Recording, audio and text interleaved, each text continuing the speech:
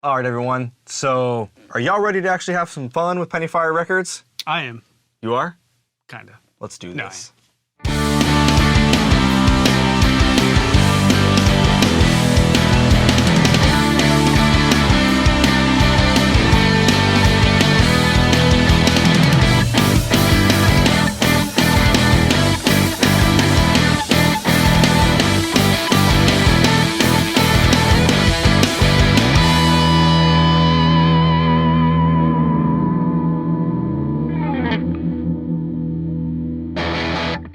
All right, so what's new for today? What do we have in store for them, Mr. Nicky? Today, we are going to be setting up a very beautiful guitar. Burrful guitar. This is nothing special by any means. This is my Fender modern Tele.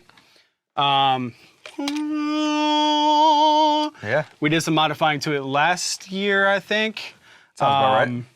Basically took all the lacquer off of it and just restained it to be more of a darker walnut looking finish. Mm-hmm. They kind of go with the walnut cab, 4x12 cab. Right now it's a little wonky. What's wrong with it? What's wrong with it right now? Next little bowed. I mean, the action's just god awful. It just sits in the room. I don't play it as often. However, I just purchased this new DiMarzio pickup here. I will put in the description as to which one it is. It's the Gojira signature. I can't remember his damn name, but anyways, I just liked the sound of it, so I went for that on this. Yeah, so we are gonna do a quick setup on this guy. Ooh, and with that being said, let's cue the setup in 3, 2, 2, 1.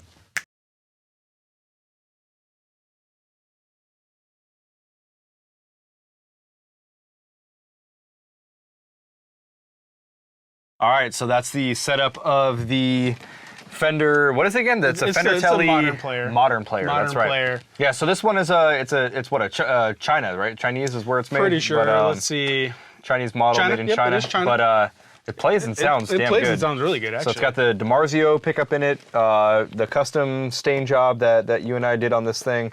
You changed out the knobs down here just for aesthetic effect. It also has the Emerson. That's right. There does have the new. The Emerson pre-wired. This is what it is. Yeah.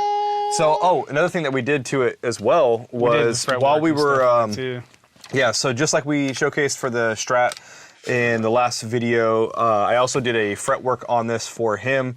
So I knocked down all the high edges and re-rounded off everything. And then the modern player comes with a lacquer finish on the neck, and it was very sticky. Very sticky. So we actually, I came in here and I sanded this down, I want to say with 2,000 or 3,000 grit sandpaper that we came in here. Well, I think I started with like a 240 or 400, took off quite a bit of the lacquer and then worked my way up to 2,000 or 4,000 and kind of repolished it. But so now it's kind of like a semi-satin finish on the back, and it's smooth. It's not sticky anymore. It actually feels. You like that motion right there? But yeah, it actually feels really, really good. It's really getting me excited. And it plays really well. Plays very well. Another thing with the modern was, that's one thing we want to talk about real quick, was this is a different pick guard, because this was three pickups. It was a different pick guard. The saddles are also different as well. These are the Graphtec, right? Graphtecs. Yep. And then there was 3 pickups in here. For this there was 3. Guitar. Yep. We just went ahead and converted it to the 2. To a standard Tele. And then again with the Emerson pre-wired switch, it is only a 3-way switch versus the 5-way. And I also took out the push-pull just because I really didn't care for the single coil sound. We already have enough single coil stuff. So. True. So basically, we put it back to a traditional Tele. Kind of like a traditional Tele is what we put it back to. But with that being said, it's not, because it actually has a humbucker in the rear end, and this is actually the original. Chords really well. The original neck single coil pickup that it sounds really good with it, and actually they paired together actually pretty well, surprisingly. Yeah. Got to change out the strap right here to a locking tuner. I'm sorry, not a locking tuner, a locking These strap. I had on my old Gibson, and I don't have the Gibson anymore, and took them back off and put them in onto these. Nice. It was well recycled. Just super recycled. Moving on from that, what do we have for the people today? We have something fun today. Finally, we have something absolutely fun because all we've been doing is rambling for the last couple episodes. It's very true. And so now we have a new guitar setup, which you just witnessed. And you obviously saw or heard us talk about last week with the new Victory VC35 that we picked up, and we showcased that in the new intro that we have for everyone here on YouTube land. But with that being said, we love the VC35 so much, and we just got the new guitar, not his new guitar, but we got his guitar set up finally, playing back to pristine. Back to how it should be playing. So with that being said, we are going to go back and revisit a song that we wrote like 2 years ago that we never finished, we never released. But now that we have the VC35 and the old Fender over here playing pristine, we're gonna revisit that. We're gonna see what happens today. So we're in a recording mood. New gear. You know, as you saw last week, if you're following us, and if you didn't follow us last week, go back and watch last week. It's Christmas in the studio right now. We've got a whole bunch of new gear, so we are in recording mood. So what's the song that we're going to be revisiting today? It's called Never Holding Back. Just basically about, you know, just never holding back, no matter what it is, whatever you're doing, whatever you're trying to, relay to a person, whether if it's a negative or a positive. Speaking your truth. Exactly. Speaking your truth. Never hold it back, man. Speaking your truth and just moving forward. Just speak your truth and move on. Just stop.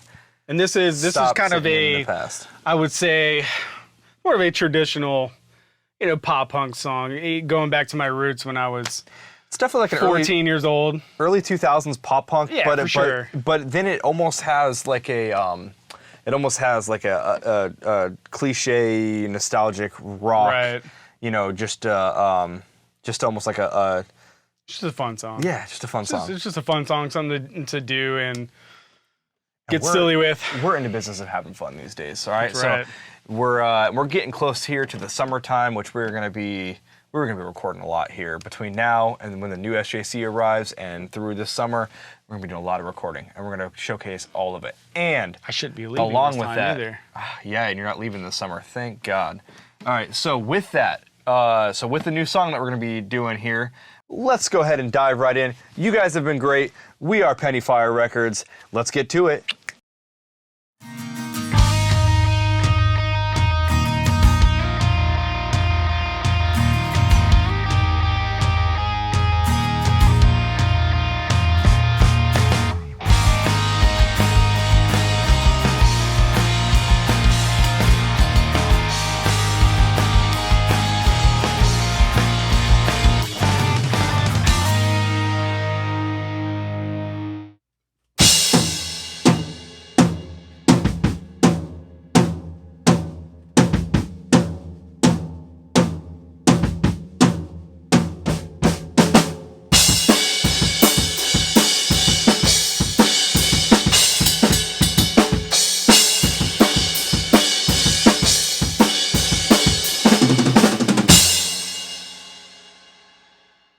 All right, y'all, so she's beautiful.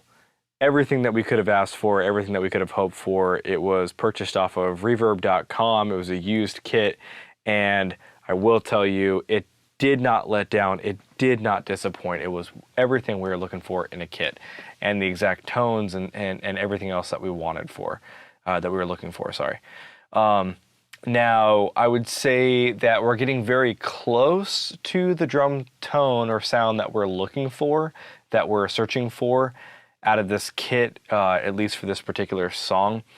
Now, some of the tunings that we have are probably more appropriate for a hard rock or rock song, not necessarily a pop punk song that this is more geared after. So we have a little bit more to do with the tuning and getting everything dialed in, just that last like 10% that we're looking for out of the drums for this track. Now, with that being said, they do sound great, but we're looking at upgrading the heads and changing out the heads. This did come with the stock SJC heads on the kick and all the toms, and they are a little bit used. Don't sound bad by any means, they're just a little bit used. So right now what we're looking at doing is the Evans EMAD system for the kick If you know about the EMAD system, then you know what we're talking about. If you haven't heard of the EMAD system for the kick, go and look that up. Very cool, very unique. So it has its initial outer ring on it that essentially is one level of resonance, I guess you would call it. And then there's two foam inserts that you could put in after that. And that every time you put a foam insert in, it will dampen and control the resonance even further every single time. So very cool, because you don't have to retune the drum. You just have to mess around with your resonance rings in there, and right off the bat, that'll give you a few different sounds and tones to play with without having to retune, which is really cool, saves a lot of time, and very excited about that. So we're gonna put the EMAD batter head on the kick, and we're looking at going with the G1s by Evans for the toms. We're kind of toss up in the air between the G2s and the G1s. They both sound great. The G2s are being, 2-ply, a little bit thicker. G1s being a little bit thinner. Now, both of them would sound absolutely phenomenal. The G1s, I think we're leaning towards that more from just talking to people and their experiences with it, because you can use some moon gel and some other, gaffer tape, moon gel, whatever, to help kind of tame the resonance. But if you want to have more of the resonance in the drums, you could pull that off and you can get it. The G2 kind of by nature takes some of that resonance out. So that's where we're at with that. We haven't decided completely on that, but we're probably gonna go with the G1s. Now, the snare is a brand new Tama SLP G Series Walnut 6.5 by 14 snare. So it does have a brand new Evans head on it, but we are looking at playing around with possibly going with the Evans Genera dry head snare or the Aquarian Supersonic 2, I believe it is. So something, maybe one of those two, just to tone down on some of the resonance that you get out of the stock head on this thing. It has some nice overtones. It's very musical, but it does have a pretty predominant, wow when you hit it. So we're playing around with the idea of maybe changing the head on that and taking some of that out. So overall, I would say that we are super happy with this purchase and absolutely, stoked to get a new drum set, a new host kit in here for us, as well as other people that want to come in. But for this particular track, we want to dial it in just a touch more, just a scotch more. I did provide at the end of the video for you guys the semi-mixed version of it. I say semi-mixed because we didn't actually go in and fully mix the drums. This is just going through the analog gear here in the studio. So there's obviously a lot more work that we could do to really bring it up to like a radio quality or radio standard drum that you'd be used to hearing, a mixed ready drum. So this is just going through the analog gear.